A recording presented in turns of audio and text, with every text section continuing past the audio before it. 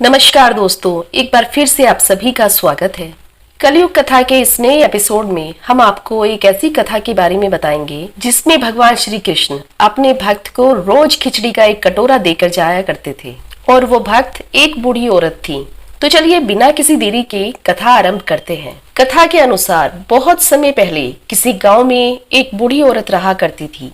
उसके परिवार में उसके सिवा कोई नहीं था।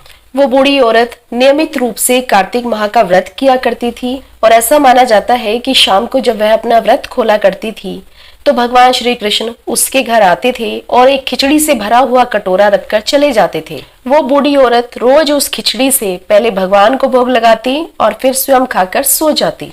ये सिलसिला कई वर्षों तक चलता रहा। तब एक बार उसके पड़ोस में रहने वाली एक महिला को इस बारे में पता चला। वो उस औरत से मन ही मन ईर्ष्या करने लगी और सोचती कि ये बुढ़िया तो अकेली है, फिर भी भगवान उसे खाने के लिए स्वयं खिचड़ी दे जाते हैं और दूसरों को क्यों नहीं देते हैं। वो हर समय यही सोचती रहती कि किसी तरह वो खिचड़ी का कटोरा उसको मिल जाए और वह बुढ़िया भूखी ही रह जाए। एक बार की बात है, कार्तिक का महीना था। जब वो बुढ़िया कार्तिक स्नान के लिए गंगा गई तब शाम के समय भगवान कृष्ण खिचड़ी का कटोरा लेकर उसके घर आए, परंतु घर का दरवाजा बंद था। यह देखकर भगवान कृष्ण ने उस खिचड़ी के कटोरे को घर के बाहर रख दिया और वहां से चले गए। थोड़ी देर बाद जब पड़ोस में रहने वाली महिला अपने घर से बाहर निकली तो उसने देखा कि खिचड़ी का कटोरा उस बूढ़ी औरत के घर के बाहर रखा हुआ था। फिर उसने इधर उधर देखा और खिचड़ी का कटोरा उठाया और उसे घर के पीछे फेंक आई। कुछ समय बाद जब बूढ़ी औरत गंगा स्नान से वापस आई तो उसे खिचड़ी का कटोरा नहीं मिला।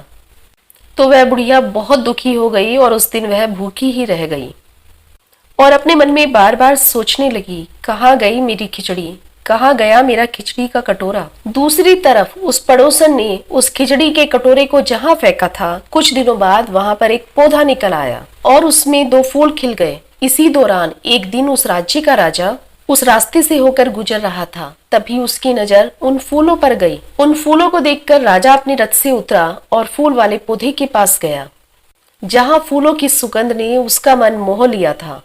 फिर राजा ने दोनों फूल तोड़ लिए और वापस अपने राजमहल चला गया और महल पहुंचकर राजा ने दोनों फूल रानी को दे दिए, जिसे सूंघने के बाद रानी गर्भवती हो गई। ये खबर जब राजा को पता लगी तो वह अति प्रसन्न हो गया क्योंकि राजा के कोई भी संतान नहीं थी। फिर कुछ समय पश्चात रानी ने 2 पुत्रों को जन्म दिया। राजा और रानी दोनों पुत्रों के साथ खुशी पूर्वक अपना जीवन व्यतीत करने लगे। कुछ समय बाद जब दोनों राजकुमार बड़े हुए तो वे शिकार करने के लिए निकल पड़े। कुछ दूर जाने के बाद दोनों राजकुमारों को वही बुढ़िया मिली जिसके खिचड़ी के कटोरे को पड़ोस में रहने वाली स्त्री ने फेंक दिया था। उस बूढ़ी औरत ने दोनों राजकुमारों से पूछा कि कहाँ गई मेरी खिचड़ी, कहाँ गया मेरा खिचड़ी का कटोरा। उस बूढ़ी औरत की बात सुनकर दोनों राजकुमारों ने कहा, अम्मा, हम ही हैं तेरी खिचड़ी और हम ही हैं तेरी खिचड़ी का कटोरा। इस प्रकार जब भी दोनों राजकुमार उस रास्ते से जाते तो उस रास्ते पर वह बूढ़ी औरत मिलती और हमेशा उनसे पूछती, कहाँ गई मेरी खिचड़ी, कहाँ गया मेरा खिचड़ी का कटोरा। और पहले की तरह दोनों राजकुमार वही उत्तर देते जो उन्होंने पहली बार दिया था। फिर एक दिन जब यह बात राजा को पता लगी तो वे हैरान हो गए क्योंकि बचपन से ही दोनों राजकुमार घर में किसी से नहीं बोलते थे। फिर राजा ने अपने सैनिकों को आदेश दिया कि जाकर उस बूढ़ी औरत को सम्मान सहित राजमहल में ले आए। अपने स्वामी का आदेश सुनकर सैनिक तुरंत ही बूढ़ी औरत को लाने के लिए चले गए और कुछ समय बाद सम्मान पूर्वक उसे राजमहल ले आए। राजमहल पहुंचने पर राजा ने उनका खूब सम्मान किया और उन्हें आसन पर बैठाया। फिर राजा ने उस बूढ़ी औरत से पूछा, अम्मा, ये दोनों राजकुमार हम में से किसी से नहीं बोलते हैं, फिर आपसे कैसे बोलते हैं।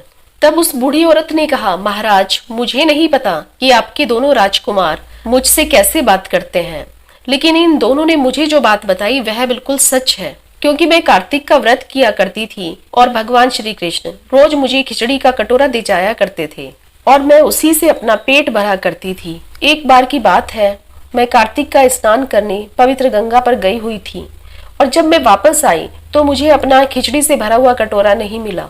इन दोनों ने मुझे बताया कि उस दिन मेरे जाने के बाद भगवान श्री कृष्ण खिचड़ी से भरा हुआ कटोरा मेरे दरवाजे पर रख गए थे। कुछ समय बाद मेरी पड़ोसन ने खिचड़ी का कटोरा उठाया और घर के पीछे की तरफ फेंक दिया जहां एक पौधा उगाया।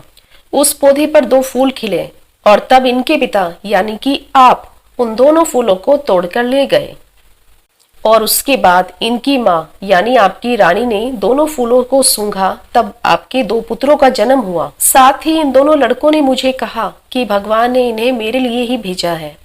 तब ये सुनकर राजा आश्चर्यचकित रह गया। तब राजा ने उस बूढ़ी औरत से अनुरोध किया कि वह आज से राजमहल में ही रहे और राजा के अनुरोध पर वह बूढ़ी औरत राजमहल में ही रहने लगी। तो दोस्तों, ये थी भगवान श्री कृष्ण के भक्त बूढ़ी औरत और उसके खिचड़ी के कटोरा की कहानी। उम्मीद करती हूँ कि आपको ये कथा पसंद आई होगी।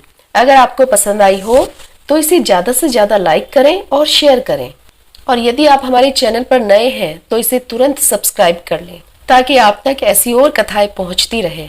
फिलहाल आज की वीडियो में इतना ही। अब इजाजत दें। आपका बहुत बहुत धन्यवाद।